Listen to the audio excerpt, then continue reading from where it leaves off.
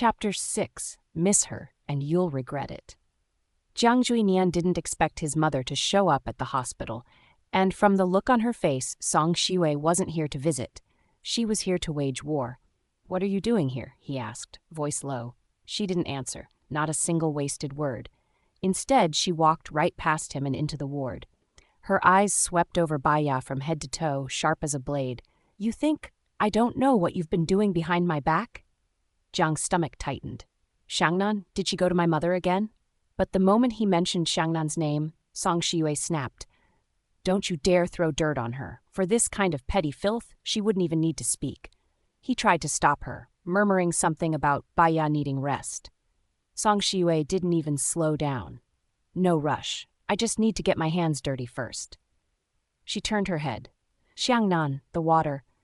A basin of cold water appeared in Su Xiangnan's hands. The moment Baya's eyes landed on it, her expression changed. And then, the water came crashing down. Baya screamed, the icy shock ringing through the ward. Chaos exploded. Nurses rushed in, voices overlapping.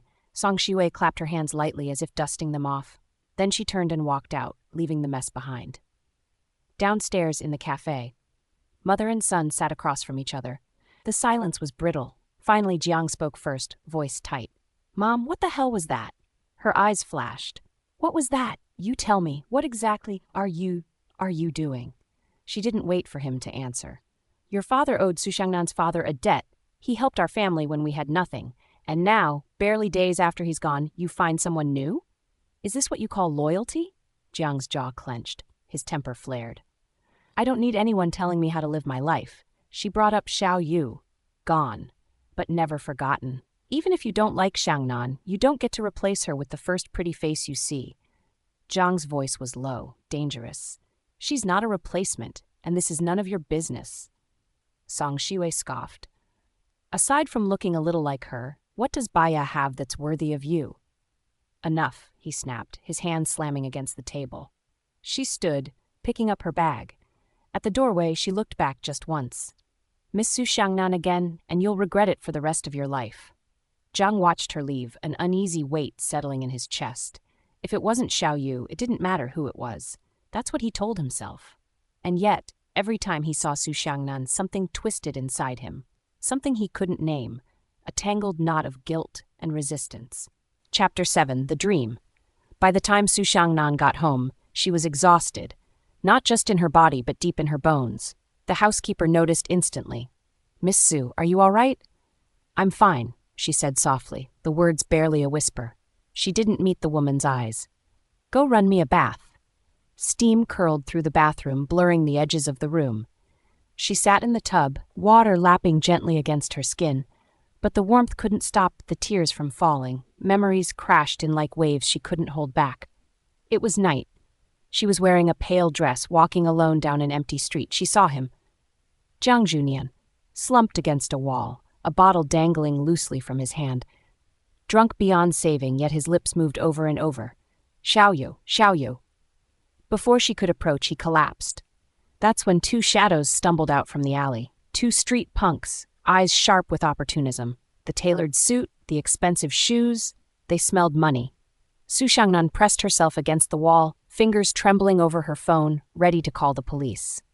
The men searched him roughly, cursing under their breath. No wallet, no cash. But then one of them spotted it. A watch. Her breath caught. She knew that watch. Too well. Even in his drunken haze, Jiang's hand clenched around it, refusing to let go. "Give it up, rich boy," one of them snarled, kicking him hard in the ribs. The other pulled a knife, its blade catching the streetlight in a cold glint, and aimed it straight at him. In that split second, her phone slipped from her grasp, clattering to the ground. The sharp noise cut through the tension. And then, a voice. Urgent. Desperate. "Su Xiangnan!" She gasped, eyes flying open. It wasn't the street anymore. It was him, right in front of her. Before she could think, she closed the distance, throwing her arms around him like she might never get another chance. Sometimes, wounds you thought had healed can be ripped open again by nothing more than a voice you once loved. Reader's question: do you think Jiang was truly drunk that night, or had he been waiting for her all along? Chapter 8. Past in the Wind. Jiang Junian's patience had run dry. Shka, what's your problem this time? His voice was like cold steel. Su Shangnan froze, caught off guard. She opened her mouth to explain, but his next words struck her straight in the chest, bringing up the night she'd been found unconscious in the bathtub, gasping for air. He even smirked and called it a pathetic way to die. She didn't bother defending herself. I just fell asleep, too tired. But the truth was, she'd been dragged down by a dream she couldn't escape. A dream steeped in the shadows of the past. When she turned to leave, he caught her wrist. His fingers brushed over her skin and stilled.